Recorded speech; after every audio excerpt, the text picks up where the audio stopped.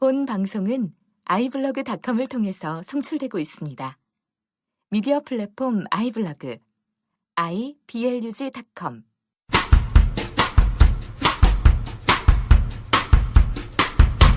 네, 당신은 장애를 아는가? 녹음을 시작해보도록 하겠습니다. 자, 오늘도 많은 분들, 훌륭한 분들 모시고 또 이렇게 녹음을 진행을 하고 있는데요.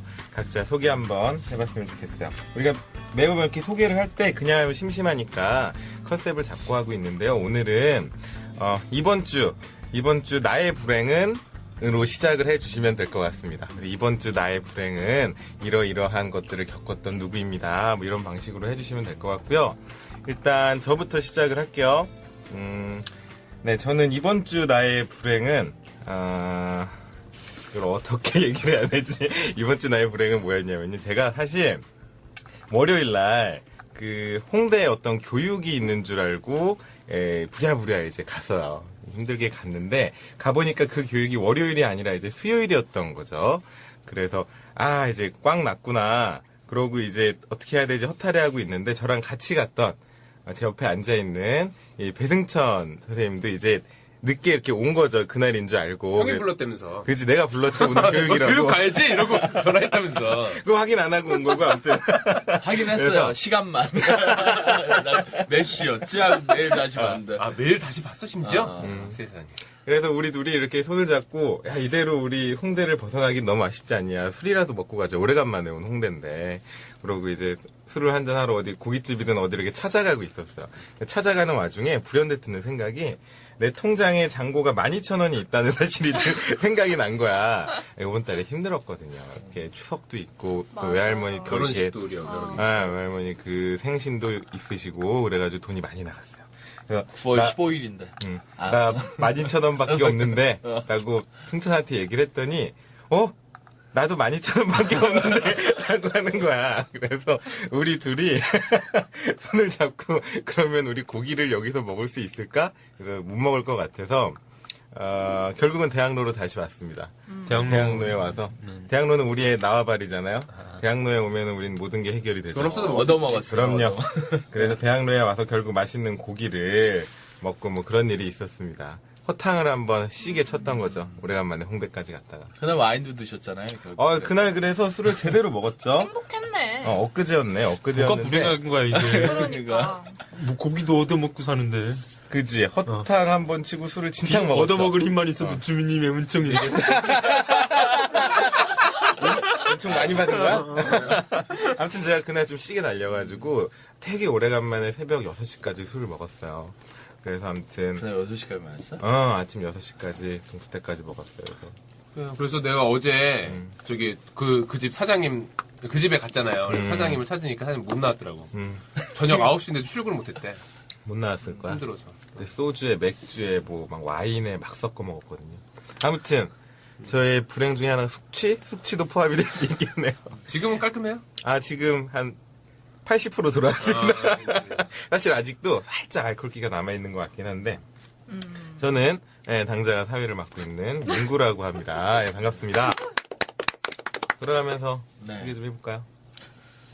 네, 지금 뭐 이렇게 뭔가 이게 불행을 이야기한 건지 잘 얻어먹고 다닌다 이야기한 건지 잘 모르겠네요. 저도 진짜 역시, 불행이 뭔지 알려주세요. 저도 이제 그 사이에 불행이 있었고요. 저는 그 노들 야기 배승천이고요. 저는 얼마 전에 이제 컴퓨터에 하드가 날아갔어요. 예, 하드가 날아가서 예, 안타깝게도 지난주 이 방송 전호가 굉장히 녹음이 잘 됐었거든요. 그렇죠? 네. 네, 그렇죠. 굉장히 내용도 역대급이었죠, 역대급. 내용도 훌륭하고. 내용도 훌륭하고, 네. 그랬었는데, 그, 내용이 다 날아가 버렸어요. 그래서 어디로 사실 날아갔을까? 같이 그때 녹음을 했던 인권교육센터 들에서 네. 이제 인권교육을 하시는 네. 그 활동 한남 네. 활동가 카톡이 이렇게 살포시 왔어요. 어제. 언제 우리 되냐고. 녹음한 거 방송 올라왔나요? 아직 복구 못했어? 복구 안 자, 했어? 그래서 이제 그 여러 가지 뭐 하드가 날아가서 이제 그 안에 이제 그 하드에 넣기 전에 SD 카드를 이제 다시 복구를 시키려고 일단 하드가 날아가서 그 제가 추석 연휴 기간 컴퓨터랑 싸웠습니다. 졌어요. 컴퓨터를 이길 수가 없어요.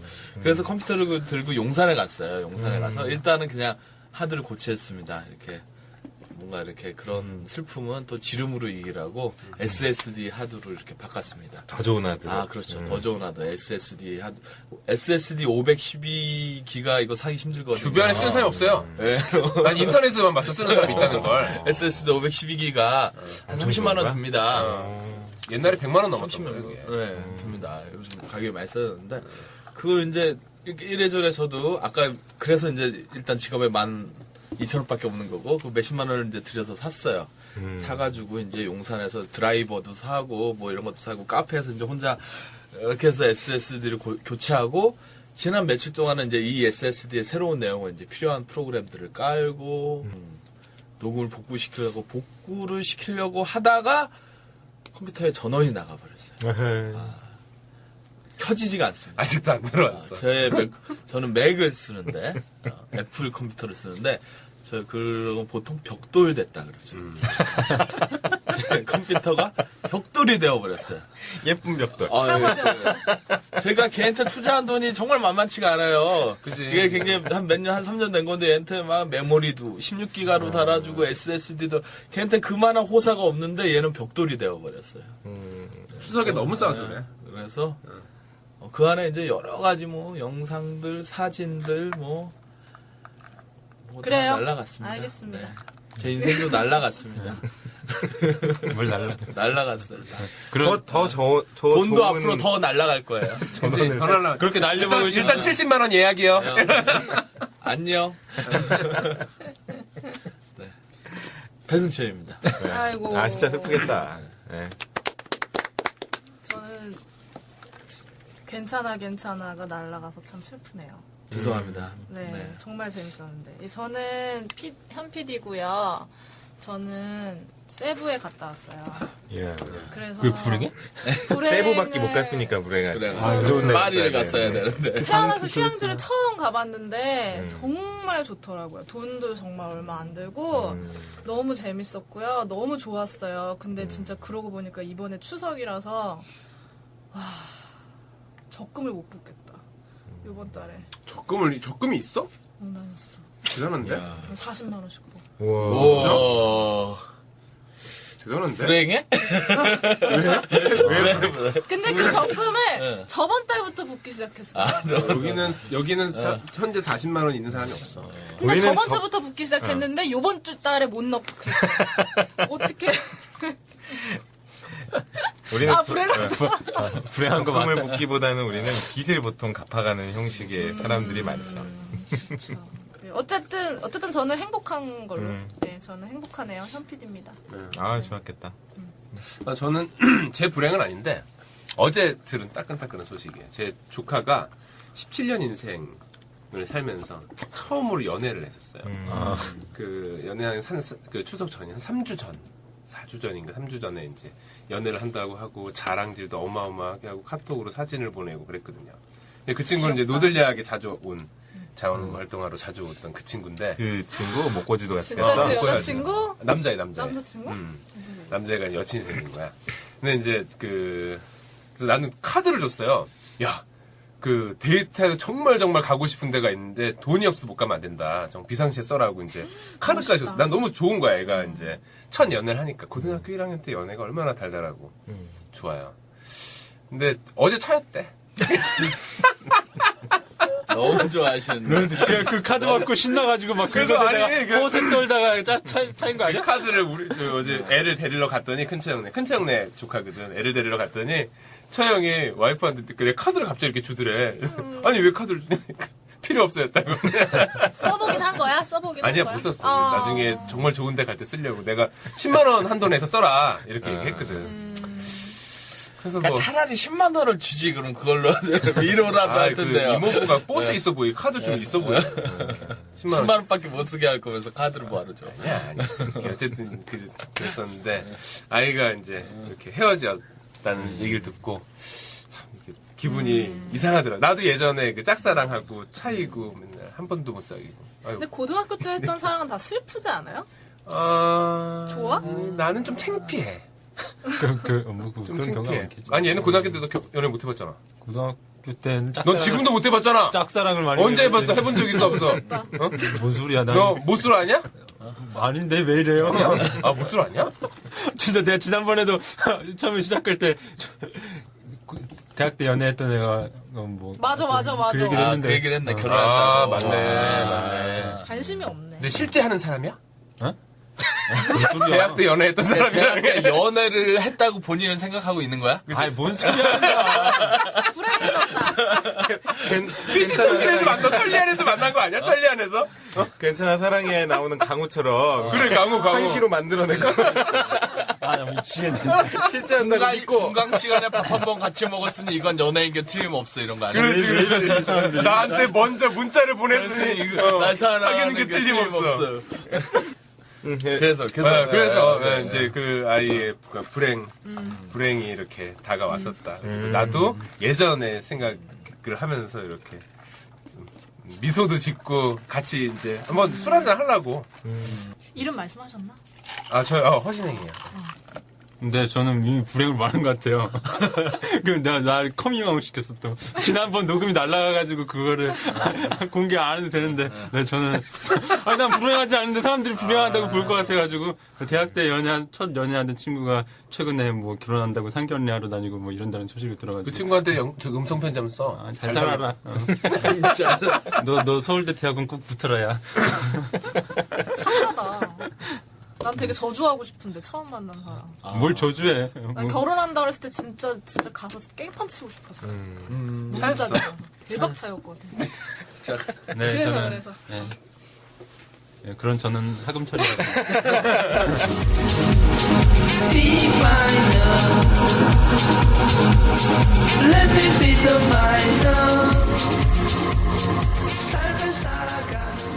오늘은 장판 핫이슈를 좀 다뤄볼 거예요. 그래서 비마이너 하 기자님을 모시고 장판에 요즘 이슈가 되고 있는 소식들을 한번 알아보도록 하겠습니다.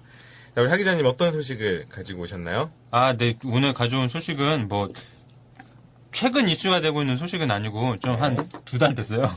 두 달인가? 2달 돼도 이어지는 내용. 2달까지는 아니고 좀 지난 얘기인데 전 세계적으로 좀 이슈가 됐던 내용이어가지고 근데 또 이제 장애와 관련된 이슈다 보니까 우리가 그 좀 같이 얘기해 볼 만한 아주 따끈따끈한 이야기인 것 같아서 근데 이게 뭐 잠깐 이슈되고 말 만한 내용은 아니고 그러니까 앞으로도 꾸준하게 좀 사회적으로 문제가 될 법한 이런 이야기여가지고 한번 얘기해 봤으면 좋겠다라는 생각이 들었습니다.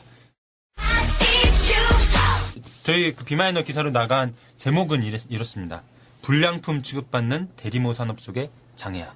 이런 제목으로 기사가 나갔었어요. 요게 뭐 제가 이게 태국과 호주에 있는 뭐 이렇게 사람들 간에 벌어졌던 내용인데 직접 뭐 태국을 가고 호주를 가서 취재한 건 아니고 외신에 이렇게 막 뜨니까 우리나라 많은 이제 주요 일간지나 이런 데서도 보도를 좀 했더라고요. 그래가지고 이런저런 자료를 찾아보고 해외 소식이나 이런 것 좀 뒤지다 보니까 이게 앞으로 이제 미래 사회에서 우리 이미 21세기에 살고 있잖아요. 그렇죠. 22세기, 23세기가 되면은 정말 인류가 아이를 낳고 아이를 또 버리고 뭐 이러는 시스템이 지금과는 이 상상도 할 수 없이 달라지겠구나라는 것들을 이렇게 기사를 좀 쓰면서 많이 느끼게 됐습니다. 어떤 소식이냐면요. 기사에 있는 내용을 그대로 좀 읽어볼게요. 그 사건은 2013년 12월쯤에 일어난 건데요. 태국 방콕 촌부라는 동네에 살고 있는 파타라몬 참부아 나이도 21살밖에 안 됐어요. 어렵다. 파타라몬 참부아 씨. 참부아 씨가 21살밖에 안 됐는데 어리네. 이미 자녀가 한 2명 정도 있는 상태였는데 중개인으로부터 40만 바트 우리나라 돈으로 하면 1288만 원 정도 되는 이 돈을 받고 호주인 부부의 대리모가 되었다고 합니다. 대리모가 된 이유는 뭐 가장 경제적인 뭐 문제나 이런 것들을 해결하려고 한번 대리모 하면 1288만 받으니까 좀 어쨌든 경제적인 문제를 해결하려고 대리모가 됐는데 이제 어쨌든 뱃속에 그 착상된 그걸 가지고서 10개월 동안 버텨야 되잖아요. 근데 임신 4개월째 됐을 때 태아 질환 검사를 했었대요. 근데 쌍둥이를 갖게 됐는데 그 중에 한 명은 뭐 소위 말하면 정상화인 거고 또 한 명은 다운 증후군이 있다는 게 확인이 됐나 봐요. 그거를 확인하고 나니까 이제 호주인 부부가 이 파타라문 씨에게 1,600 호주 달러, 우리나라 돈으로 한 150만 원 정도 되는 돈을 주면서 낙태를 해라, 지우라, 뭐 이렇게 했는데 이제 이 파타라문 씨 같은 경우는 태국 사람이고 하니까 태국이 또 불교 전통이 있지 않습니까? 불교 신자로서 낙태는 할 수 없다, 생명을 지울 수 없다라고 이렇게 버티니까 이외에 이제 10달이 다 돼가지고 아이를 낳았을 때 이 호주인 부부는 정상으로 태어난 딸아이만 데려가고 다운증후군으로 태어난 아이는 버린 거죠.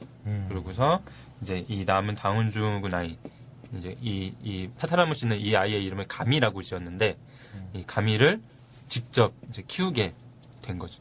키울 수밖에 없는 상황에 처했고 요 사실이 이제 호주에도 알려지고 그리고 전 세계적으로 좀 알려지다 보니까 매정한 호주 부부를 약간 질타하는 여론들이 좀 만들어지고 그래가지고 이 태국 여성 다운증후군으로 태어났지만 이 아이를 어쨌든 어려운 환경 속에서도 키우겠다라고 하는 이 태국 여성을 돕자라는 캠페인이 좀 벌어졌어요. 그래가지고 이 아이의 수술비랑 뭐 이런 것들을 이제 모금하는 운동들이 벌어져가지고 얼마가 뭐 20만 호주 달러, 약 2억 원 가까운 돈을 전 세계적으로 모아가지고 이 여성에게 줬다고 하네요. 근데 뭐 어쨌든 결론은 그렇게 나긴 했는데 이제 뭐 이런 사건이 일어나니까 국제사회에서는 이것을 통해서 대리모 산업의 문제점이 벌어졌다. 뭐 이러면서 이제 호주 내에서도 그 약간 그 호주인 부부에 대한 신상도 털렸나? 뭐 하여튼 뭐 약간 좀 약간 비난 여론도 있고 요 문제에 대한 대응책이 좀 필요하다라고 하니까 이제 호주의 총리가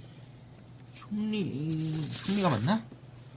하여튼 총리인지 하여튼 좀 고위 정부 당국자도 약간 이 문제에 대해 해결을 하겠다라는 뭐 입장을 발표하기도 하고 해외 소식으로 계속 이 문제가 여론화가 됐었죠. 어쨌든 요거를 통해서 이제 대부분의 언론에서는 요거를 이제 단신 정도로 이렇게 해외 토픽 뭐 이런 식으로 이렇게 처리하긴 했는데 좀 관심 있는 언론들에서는 이 대리모 산업을 통해서 나타나게 될 향후 이제 빈곤층의 제3세계 여성과 호주와 같은 제1세계 있는 사람들 간의 격차가 벌어지면서 어떤 제3세계 여성은 이제 출산하는 계급이 되어버리고 그냥 남의 정자 난자 받아가지고 출산하는 기계처럼 되고 거기서 태어난 아이는 이제 그 제1세계에 있는 부부가 이제 골라서 데려가는 이제 생산품처럼 어떤 버려지는 아이는 이제 불량품이 되고 뭐 이러는 이렇게 생명을 다루는 이제 매정한 이 시스템을 개혁해야 된다라는 목소리도 들리고 뭐 이런 이야기들이 많이 됐던 사안입니다. 그래가지고 우리나라에서도 지금은 대리모가 합법인가요? 좀 정확하게 모르겠는데 어떤 나라에서 규제가 나라마다 좀 다르고 또 연방제로 돼 있는 나라에서는 또 지역별로 또 다르고 하다 보니까 원정으로 해가지고 대리모 진출을 하는 경우도 있고 막 한데 그래서 이런 문제들을 어떻게 바라보면 좋을까에 대해서 한번 얘기해 보면은 참 좋겠다라는 생각이 들었습니다. 아유, 좋은 기사. 저는 이 사건을 보고 무슨 생각이 들었냐면, 왜 옛날에 우리 초등학교 때, 아기 때, 문방구 앞에서 이렇게 100원 넣고 이렇게 돌려서 뽑는 뽑기 있잖아요. 내가 그걸 100원을 넣고 돌려서 뽑았어. 근데 그 안에 동그란 거 안에 보니까 2개가 들어있는 거야. 우와, 아싸, 100원 냈는데 2개 들어있다 하고 딱 열어봤는데 하나가 불량품인가? 그럼, 하나 불량품이네? 그래도 넌 하나가 있으니까 하면서 쏙 버려버리는 것 같은 그런 느낌인 거예요. 와, 이거 진짜 너무한다. 저도 이 소식을 한다는 얘기를 듣고 살짝 좀 찾아봤어요.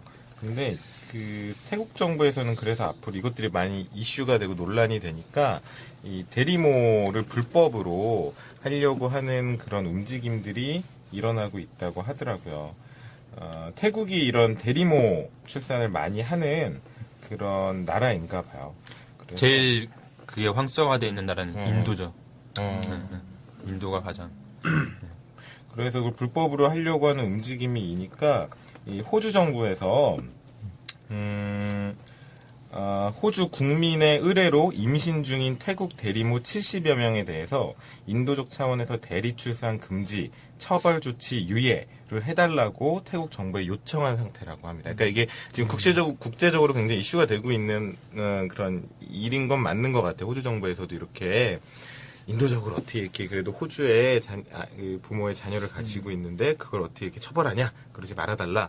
뭐 얘기를 해놓은 상태인 것 같아요.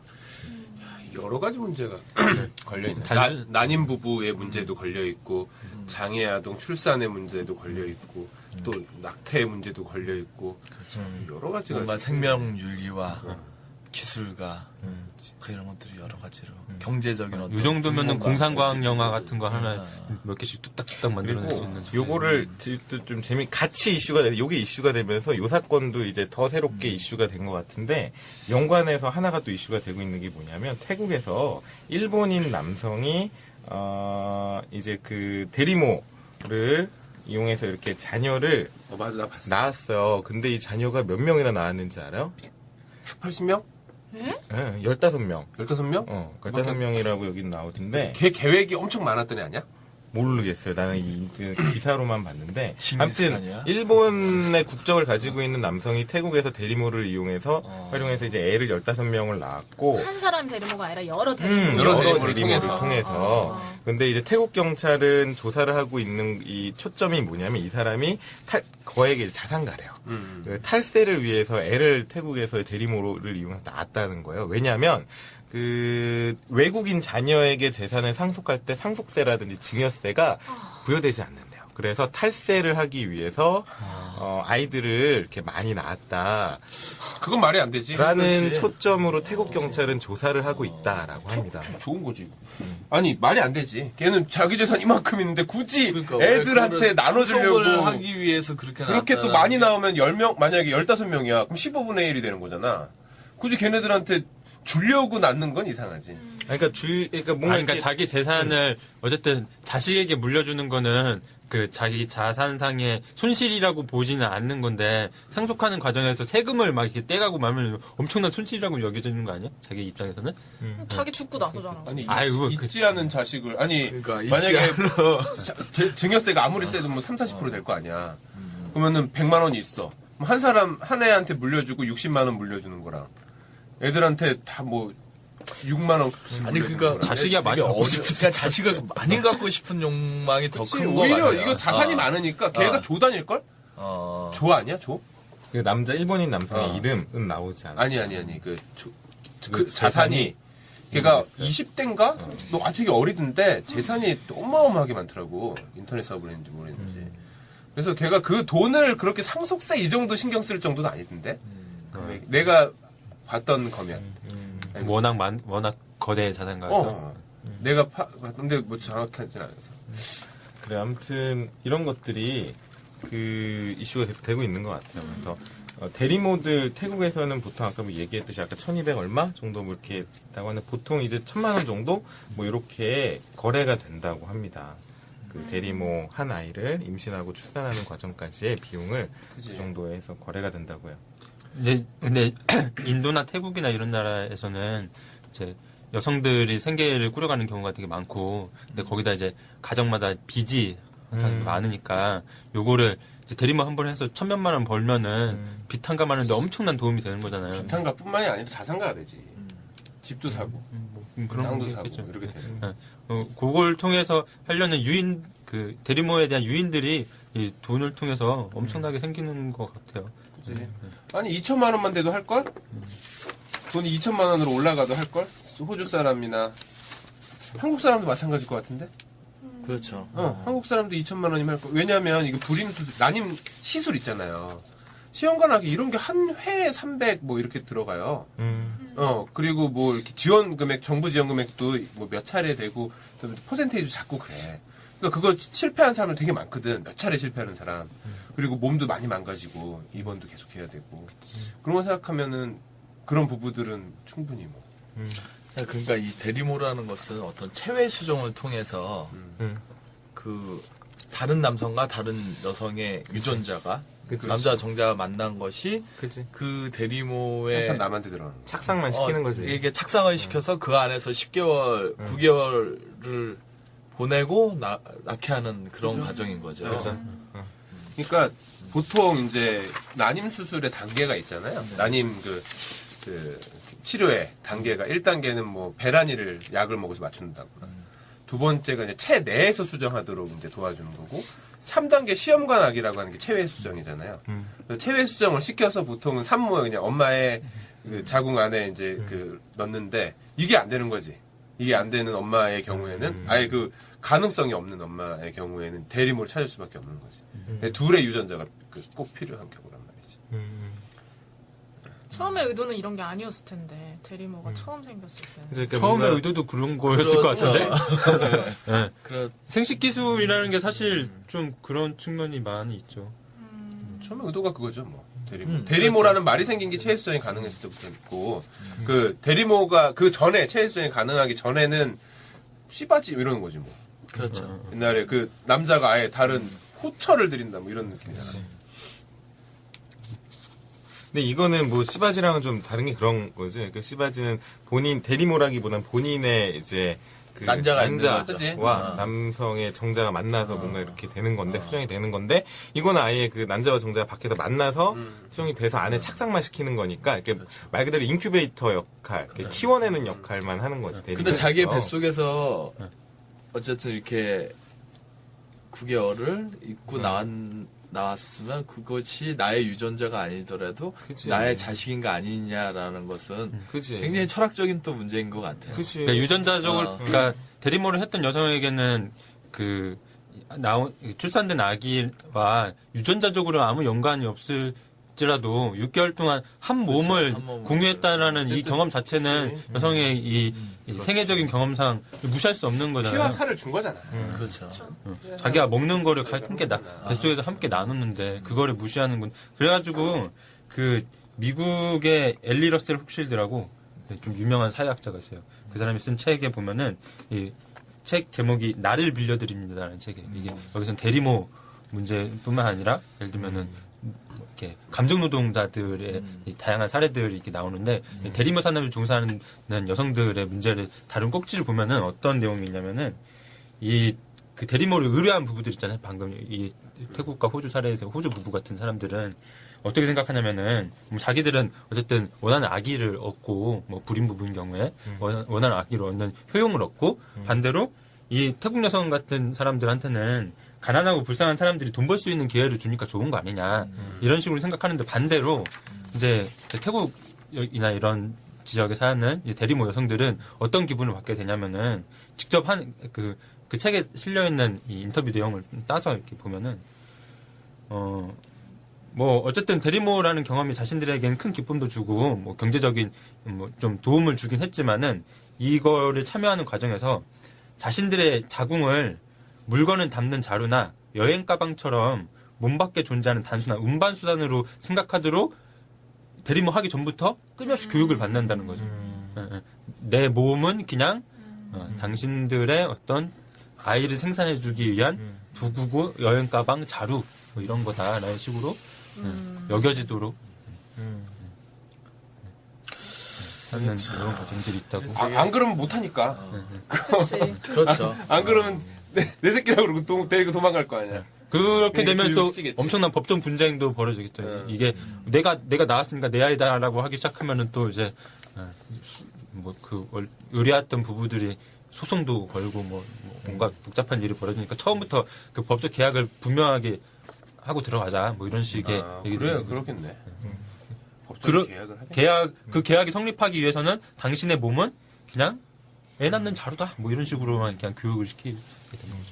이게 약간 그런 거 있잖아요. 뭐 활동 보조를 하실 때도 이렇게 약간 자조적으로 나는 그냥 손발의 어떤 기계지 뭐. 기계적으로 이렇게 하는 것이고 또 어떤 의미에서 그게 그렇게 접근해야 돼라고 이렇게 이야기하는 것도 있고 참 사람이 하는 일이 근데 그렇죠. 기계가 될 수가 없지. 그렇죠. 그래서 이 또 우리 전태일 여사 우리 노동자는 기계가 아니다 그러면 그렇게 분신하셨듯이 그러니까 뭐 내가 하는 노동, 내가 하는 일 뭐 이런 것들이 기계적으로 할 수 없지. 기계가 될 수 없지. 근데 이것은 기계가 되지 않으면 성립이 되지 않는 그치. 어떤 산업이 있는 거죠. 그래서 더 되게 외롭고 뭐 그래질 것 같아요. 근데 여기서 이제 문제 혹은 뭐 우리가 좀 바라봐야 될 부분은 대리모 산업도 하나의 산업으로 대리모 산업도 볼 수 있지만 둘째 아이 쌍둥이를 임신했는데 그 중에 이제 한 명이 그 다운 증후군을 앓고 있다라는 걸 알고 낙태를 종용했으나 이 대리모는 그냥 출산을 했고 내가 품고 있었던 아기를 내 신념에 따라서 그냥 낙태할 수는 없었고 출산을 했고 이 후주인 이 부부는 데려가지 않은 거잖아요. 장애가 있는 아이는. 그러니까 어찌 보면 이게 너무 자연스러운 결과 같아. 그러니까 그렇게 그렇죠. 기계 어찌 보면은 기계 인큐베이터 안에 내 아기를 맡겨놨어. 근데 그 중에 한 명이 잘못됐어. 뭔가 장애가 생겼어. 그러면 이런 마인드의 연장선상에서 너무 당연한 결과인 것 같아요. 장애가 있는 아이를 낙태시켜라. 라고 하는 정말 거. 물건으로 보는 사람들 그렇지. 입장에선 너무 당연한 어. 거지. 불량품이니까 그건 없애시오. 나는 완성된 뭐 하나의 완전한 물건만 사가겠소. 이거잖아요. 이게 그러니까 이 사람이 이렇게 주장할 수도 있을 것 같아요. 만약에 내가 내 뱃속으로 임신을 시켰어서 내 안에서 이 아이가 장애아인 줄 알았어도 나는 낙태시켰을 것이다. 라고 주장을 할 수도 있잖아요. 그지. 대리모가 아니어도. 대리모가 아니어도. 충분히 뭐 그런 예들은 많이 있어요. 그런 애들은 많이 있으니까. 근데 그것도 불법이라며요, 이제. 그건 뭐 나라마다 모르겠어요. 호주에서 이게 불법인지 여기에서 뭐 불법인지 우리나라 뭔지 상황으로 모르겠네. 끌어들여서 봅시다. 어. 여긴 내가 좀 할 말이 있어. 여기서 자. 유일하게 어. 그 부모님이네. 그렇긴 한데 일단 여기 내 관심 있어가지고 어쨌든 우리나라의 장애인 권리 협약에도 태아에 대한 장애가 있어도 이렇게 생명권이 있잖아요. 아유, 그럼요. 자, 그 생명권에 관해서 우리나라에서 가장 논쟁이 심하게 되는 게 바로 모자보건법 제14조입니다. 그 모자보건법상에는 그 인공 임신 중절 수술을 할 수 있는 그래서 굉장히 제한적으로 놔뒀어요. 근데 사실 그 제한적이라고 하는 것도 유전적 질환이나 이제 뭐 이런 이야기로 두루뭉술하게 간 부분이 있어요. 그래서 의사의 판단에 따라서 또 이렇게 낙태가 될 수 있어요. 근데 문제는 뭐냐면 거기서 벗어나는 만약에 그래 100번 양보해. 그래서 그 법에서 정하는 거 말고는 그래 법 안에 정하는 거 그래 그건 뭐 할 수 있다고 쳐. 그런데 말이에요. 이미 우리나라에서 많은 산정 검사들이 있어요. 소위 말하는 이제 뭐 엄마들은 편하게 기형아 검사 이렇게도 얘기하는데 온갖 검사들이 있고 근데 문제는 말이죠. 그 검사들에서 퍼센테이지가 나와요. 얘가 다운 증후군일 확률 몇 프로 이렇게 나오기도 하고 무슨 병이 있을 확률 몇 프로로 이렇게 나와요. 근데 이게 확률만 가지고도 낙태를 해요. 그러니까 그 법에 있는 내용도 아니고 생판 다른 거예요. 나와 이렇게 할 수 있는 건데 생판 다른 내용인데도 낙태를 다 해요. 심하게 많이 해요. 그래서 물론 산정 검사가 필요해요. 필요한 부분이 있어요. 그러니까 산모의 건강을 위해서 또 태아가 뱃속에 있을 때도 수술이 가능하거든. 빨리 발견하면 뱃속에서 수술해서 애를 살리기도 해. 그래서 심장 수술 이런 거 하더라고. 그래서 그런 이유로 산정 검사가 다 불필요하다라고 얘기할 수는 없는데 지금의 산정 검사의 많은 어떤 이유는 사전에 장애 여부를 판단하고 손상 여부를 판단하고 낙태하기 위함이 있어요. 그러니까 이미 너무 많이 하고 있는 거야. 그죠. 그래서 사실 한번 저도 궁금해서 어떤 기사를 보다가 이런 걸 한번 찾아봤어요. 그러니까 아까 얘기했던 그 모자보건법에서 낙태를 허용하는 경우가 몇 가지 있는데 이거를 좀 불러드리면 임산부 본인이나 배우자가 우생학적 또는 유전학적 정신장애나 신체 질환이 있는 경우가 있고요. 또 다른 건 본인이나 배우자가 전염성 질환이 있는 경우, 그리고 강간 또는 중간간에 의해 임신이 된 경우, 그리고 법률상 혼인할 수 없는 혈적 또는 인척 간의 임신이 된 경우, 그리고 임신의 지속이 보건의학적 이유로 임산부의 건강을 심각하게 해치고 있거나 해칠 우려가 있다고 판단이 되는 경우에는 이 낙태를 허용하고 있다고 합니다. 근데 이건 법적인 거고 우리나라 모자보건법에 나와 있는 명시사항인 거고, 그러니까 신혜가 얘기한 것처럼 이렇게 해당이 되지 않는데도 이 뭐 소위 말하는 기형아 검사나 이런 걸 통해서 이렇게 낙태를 하는 경우들이 많이 벌어지고 있죠. 근데 저도 거기에 대해서 할 말이 있는 게 저희 가정이 그런 가정이었거든요. 제 동생이 기형아로 태어났어요. 기형아로 태어났는데 그 당시에 저희 집이 어떤 상황이었냐면 정말 쌀 살 돈도 없을 정도로 그렇게 가난한 상태에서 둘째가 9년 만에 생겼는데 기형아로 뱃속에서 이제 아까 얘기한 산정 검사를 했는데 기형아인 거예요. 근데 이제 거기서 이제 가난한 집에서 선택할 수 있는 건 실은 낙태밖에 없거든요. 그죠? 근데 저는 엄마가 그걸 알고 있는지도 몰랐었어요. 불과 몇 달 전까지 엄마가 그냥 모르고 낳으셨었는지 알았어요. 근데 이제 엄마랑 아빠는 두 분이서 상의를 하셔서 낳기로 결정을 하셨고, 그래서 낳았고, 결과적으로 정말 빚더미에 앉았고, 돈 때문에 가정이 풍비박산이 나고 그랬었죠. 그러니까 그 낙태를, 저도 낙태는 정말 아니라고 생각을 하지만 낙태를 하는 사람들의 마음은 너무 이해가 돼요. 왜냐하면 아무런 금전적인 보조를 받을 수가 없었었거든요. 지금은 어떻게 됐는지 모르겠는데. 비슷하지 뭐. 그러죠. 근데 이게 문제가 되는 거는 낙태가 옳고 그르고의 문제를 떠나서 뭐 그것뿐만 아니라 뭐 이 대리모 산업 같은 것들이 이게 장애와 비장애를 가르는 어떤 그 차별적인 기준을 만들고 요 문제도 떠나서 사실 나는 이 뭐라고 해야 되냐 그 사회에서 이제 인간을 이렇게 계급화하고 하는 기준들이 똑같이 생명을 탄생시키는 과정 자체에 개입되는 거라고 생각이 들어요. 어떤 게 있냐면은 그래서 아까 제가 말씀드렸던 엘리 러셀 록실드라는 사람이 쓴 책에서 또 사례를 보면은 재밌는 게 나오는데 그 나를 빌려드립니다라는 책에 소개된 사례 중에 하나가 그 대리모가 신흥산업으로 되게 커나가고 있는 미국의 한 대학이 있대요. 그러니까 그 대학생들을 대리모로 이제 모집해가지고 이렇게 아르바이트 시키고 막 이러는 거죠. 근데 여기서 이제 난자를 주로 모집을 한대요. 이 대학에서는 난자를 주로 모집하는데 기증자에게 1만 달러, 뭐 여기도 한 1,000만 원 되나 봐요. 1,000만 원을 주고 많게는 한 3,500만 원 정도 보상을 약속을 하는데 이 난자마다 또 계급이 있는 거죠. 이 난자 기증자의 학업 성적에 따라서 그 계급을 나눈다는 거예요. 그래가지고 학업 성적이 얼마냐에 따라서 최고 금액 3,500만 원 주기도 하고 그냥 뭐 맨날 F 까는 애들은 그냥 그렇게 하고. 이게 시장에 나왔기 때문이에요. 시장에 나오면 싼 것과 비싼 것이 있잖아. 싼 것, 그러니까 우월하다고 판단되는 공부 잘하고 성격이 더 중요한데 어쨌든 이게 뭐 이제 그런 게 값어치가 매겨지니까 뭐 시장에 나온 이상 뭐 그렇게 되겠죠. 뭐 정자 그렇지 않을까요? 정자는 아닌가? 뭐 일단 난자 모집 광고에서. 근데 그 시장 속에서 생명이 1,000만 원에서 3,000만 원 사이에 거래가 된다는 그 금액이 너무 재밌지 않아요? 어떻게 너무 잔인하면서도 시장가인 거지 정말 시장가. 어떻게 균형 가격. 또 수요와 공급이 이렇게 만나는 점에서 가격이 형성이 됐겠죠. 이 시장의 원리니까요. 참 무서운 세상이에요. 그러니까 나의 정자, 나의 난자 뭐 이런 생명까지도 뭔가 이렇게 가격이 매겨지니까 그죠. 부터까지 하기 싫어 내 말도 하기